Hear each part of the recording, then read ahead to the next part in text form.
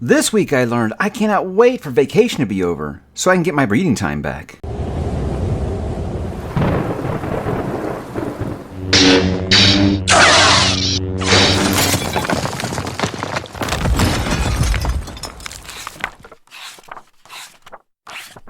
Hey, what's up, bookworms? Happy New Year, Happy New Year's Eve, all those things, depending on what time zone you're in. Hell, it might already be the New Year wherever you are. But if you're watching this, it is likely New Year's Eve, New Year's Day for you. And I just want to say thank you guys for another awesome year on the channel. But we do have some things to talk about on the last weekly update of 2022. We're going to begin, like usual, guys, talk about what am I reading. I will probably be finishing Ashes of Man today. That's the only plans I've got after I finish recording this video, is to sit down and try to finish up the newest Sun Eater adventure. With me, this one, guys, it's kind of a mixed thing because I do think that the book split hurt it a little bit, because it does take almost like 2/3 of the book before you feel like the main quest gets started, really. And I will say that I think that that main quest is actually really good. It just does take a little while to get there. Now, I never have a problem, obviously, with Mr. Rocchio's writing style or anything like that, but if you're wanting a little bit more of an adventure, I feel like this is probably the slowest of the Sun Eater books yet. And I have many times where I've said, maybe I'm just not smart enough for this, because the whole philosophical sci-fi thing, I think this kind of got twisted in my live stream yesterday. The whole philosophical sci-fi thing, where there's a lot of inner reflection by the main character, not exactly my brand, and people took that as me saying, oh, Mike hates the Sun Eater series. Absolutely not. That's not true. I just don't think it would be something I would call like an all-timer for me, or something like that, because besides like God Emperor of Dune, I've never really been into that type of science fiction. That's something I'm learning about science fiction, and why I'm probably lean more towards fantasy than I do sci-fi. Because I do like a little bit more of action on the page. Not exactly like, I don't need like a bunch of punching. I mean, I love some punching just like everybody else. But so much inner reflection after a while, it does start to wear thin on me. And that's just something that's a me thing. That's a me thing. And I think it's a very, very small island that I am on, because everyone else tells me I'm crazy on these things. So that's just me. But again, I have nothing but great things to say about the series. I feel like a lot of other people are probably going to like it just a bit more than me. And again, like I said in my live stream yesterday, I think they got twisted that Mike hates the Sun Eater series. I hate audiobookers too, apparently. These are the things that I'm learning as I go. I did actually start a couple days early, guys. Not much on the Red Rising reread. So I did start Red Rising. Seriously, like 50 pages, which isn't hard to do in these books. These books, you basically will do 50 to 100 pages every time you sit down, and you'll get through them rather quick. And I think it's when you're reading something like a Sun Eater that is very, very complex, very, very vocab heavy. Is that a good way to put it? This does kind of feel almost like eating popcorn by comparison. And that's not to take away from Pierce Brown's writing style. It's just very, very different. This series isn't nearly as dense as Sun Eater is. So when you're reading them kind of at the same time, when I already think there are several similarities between these series, inadvertently, I feel like this is going to be a much, much easier read. It's like how anything I read after Malazan or Realm of the Eldlings felt really, really easy afterwards. And that's kind of how I feel about this, especially this first book. But that's something that is going to be a read-along that does start tomorrow officially, but many people on the Discord have started. Hell, some have finished already. So that's going to happen anytime you have a read-along, because I do think that this, if you're an audiobooker and you do double speed, you can finish this in like one work shift or something like that, depending on how much access you have to listening time.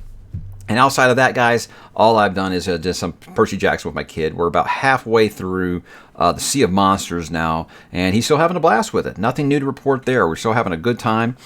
He likes to try to be the smartest boy in the room all the time, and half the time he is, I'm not going to lie. But when it comes to Greek mythology, he knows quite a bit, so he did figure out the villain of this one just based off the cover here. He was actually able to figure that out. But, he's learning some things, like he didn't know about Jason the Argonauts. He didn't know about the Golden Fleece. If I tried to show him Jason the Argonauts, the movie now, he just laugh himself to tears. Because, like we watched like the first Terminator, and he thought that the special effects in that were like just painfully bad. And I'm like, man, imagine if you were watching like the claymation stuff from the earlier times. But we're having a great time with this, and I do feel like it's a learning experience, because anytime there's any Greek mythology lore that he doesn't know, and then we'll study the Wikipedia page and talk about it together. It's a lot of fun. It's a lot of fun. So we're having a great time with that. I imagine that we'll be continuing that through the spring and probably finishing up with the Olympians and then deciding if we want to continue.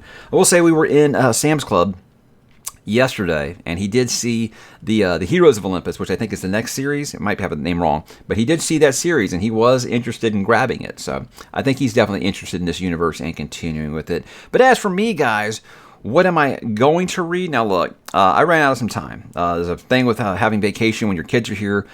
If I wasn't doing something for this, or if I wasn't doing something with the family, the kids wanted to watch a movie or something. It was always something, you know. So I want to make sure that these times I appreciate this time I have with my kids while they're still small. So I'm always going to take that choice. But yeah, I really took a big dent into my reading plans for December. So much so that I'm not going to finish Drizzt. I'm not going to finish Willful Princess before New Year's tonight. It's just not going to happen. So these will be sliding into January. Nothing wrong with them. Obviously, I didn't even start this one yet. And like I said, I feel like that's a one-sitting read. And obviously, Drizzt, I am loving. It's just numbers game. I wanted to finish Ashes of Man, for sure. So that's kind of the one that got my focus. And then I just kind of got sidetracked by Red Rising. It does happen from time to time. But I imagine that these will be wiped out in the first week of January, along with Red Rising. That's all my plans when I go back to a regular schedule. I think that's going to be good for everyone involved to get back to a regular schedule. I do go back to work on Tuesday. And it's one of those things where, when you're younger, you can't wait for, a Friday night. You're like, yeah, it's the weekend and stuff. And then when you have kids, you're kind of like, oh, thank God tomorrow's Monday. I can get some work done. So it's weird how life does work that way. But after that, guys, it will be back to the realm. Going to be going back to Realm of the Elderlings. So Philip and I can talk, because I think Philip is starting his new year by starting Fool's Errand, so he'll be done before I start. So that'd be great, because I have someone to pick his brain. Be like, hey, what do you think she means by saying this? And Philip will have some crazy long text message that's like 4 pages long, and I love that about Philip. He's awesome. He's very thorough. He's very thorough, and he would definitely help me get through this. It's better than any reading pal would. But I'm excited to return to Fitz and Burrich and Shade and all those people, Night Eyes, and see what's going on with them, because I know there is quite a time jump between Farseer and this, and I'm excited to see what they're up to now. See Fitz as more of a grown-up. I'm more interested in that, I think, than anything else with the Tawny Man trilogy, but I'm excited we're going to be doing one of these per month until I am finished this fall. Right now, I think October would be when I finish the Realm of the Elderlings, and I'm excited to do it because we are going to be doing those panel discussions on the channel. So that's everything I've got going on the channel right now as far as reading goes. Let's talk about some stuff that I did this past week on the channel. I did my top 10 books of 2022, and that's always a lot of fun. I always expect a lot more table flipping in videos like that. Really, the only complaint that I've seen is people don't like that I enforce myself a rule of one book per author on a video like that. They're like, it's your list, just do whatever you want. Nah, it's just, I have no problems with that. You guys have a problem with that, it's fine. I have no problem with that rule. I like to give, other authors some exposure, because I've seen people make these lists and they've got 4 Brandon Sanderson books, 5 Robin Hobb books, and like 1 random book, and it's just like, that's cool. I mean, if you like those 2 authors, that's great.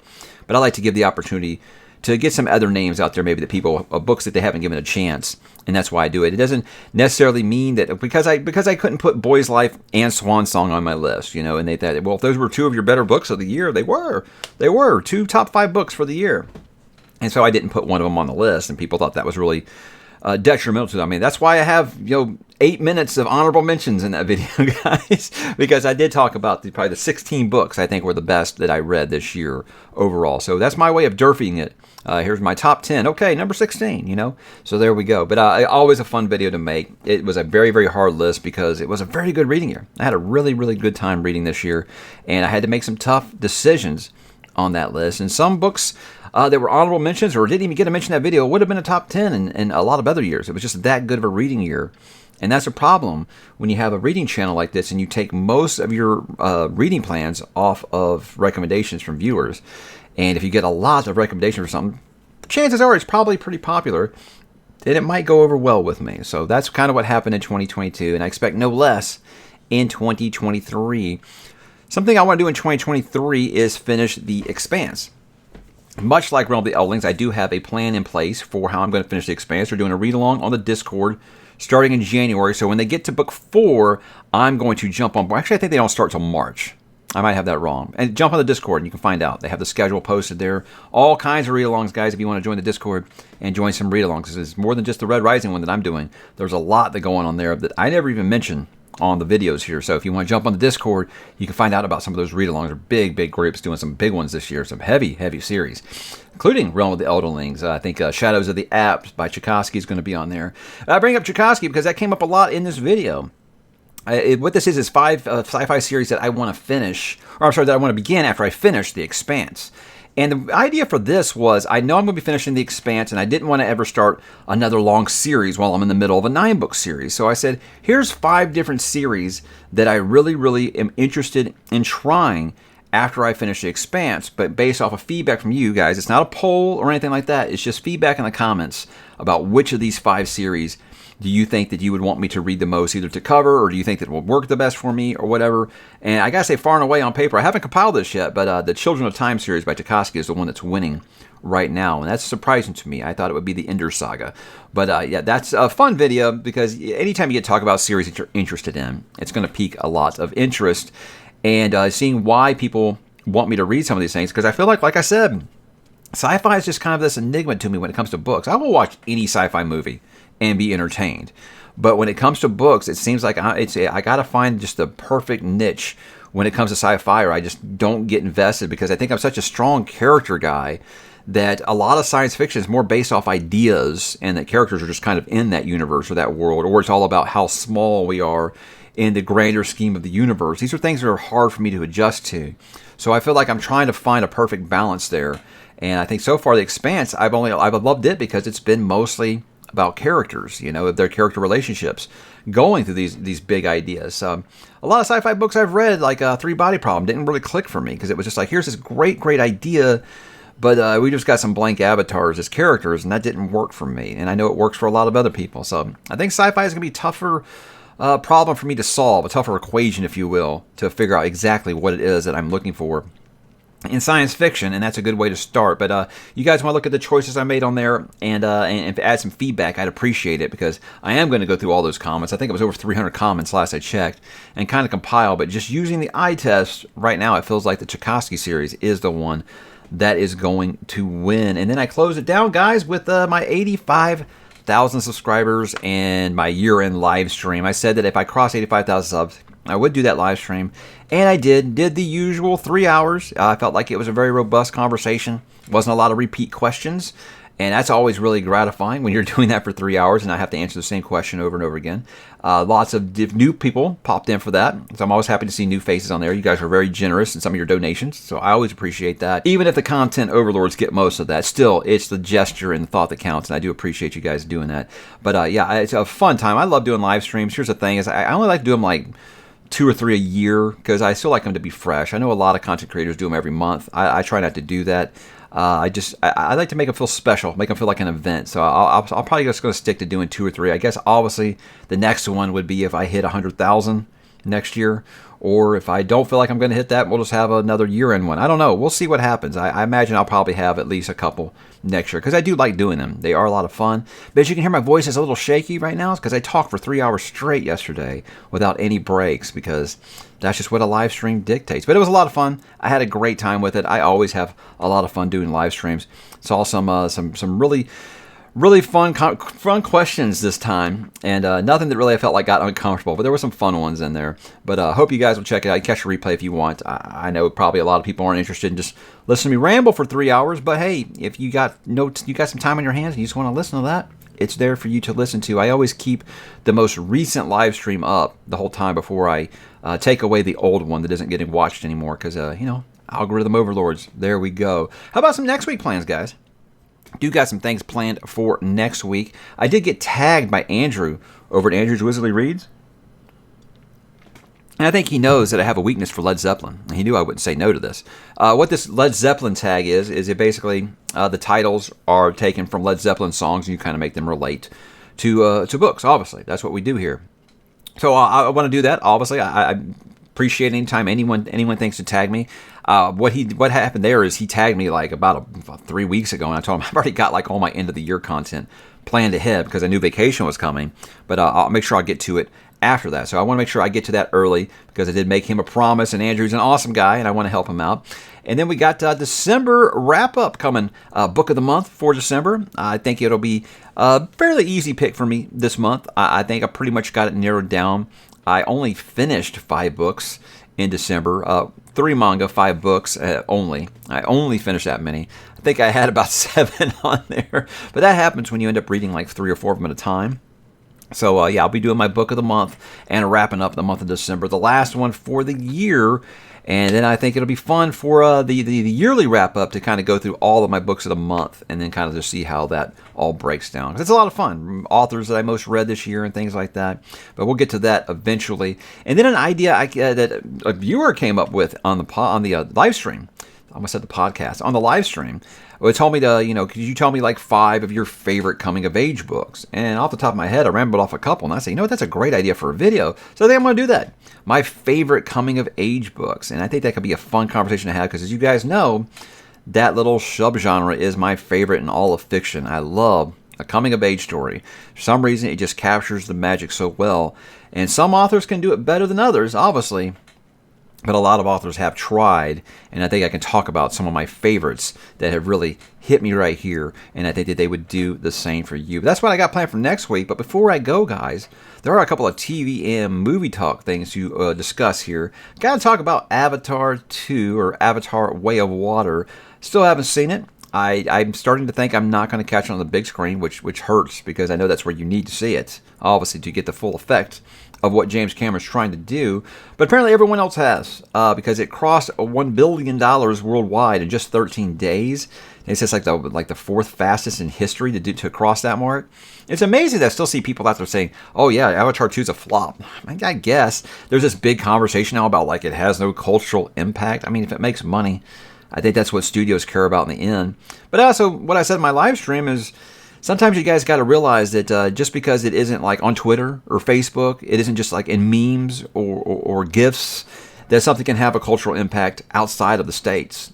Because you'll look at the domestic haul, and it's about 1/3 of this haul. So the rest of the world, I think Avatar is much, much bigger in other parts of the world.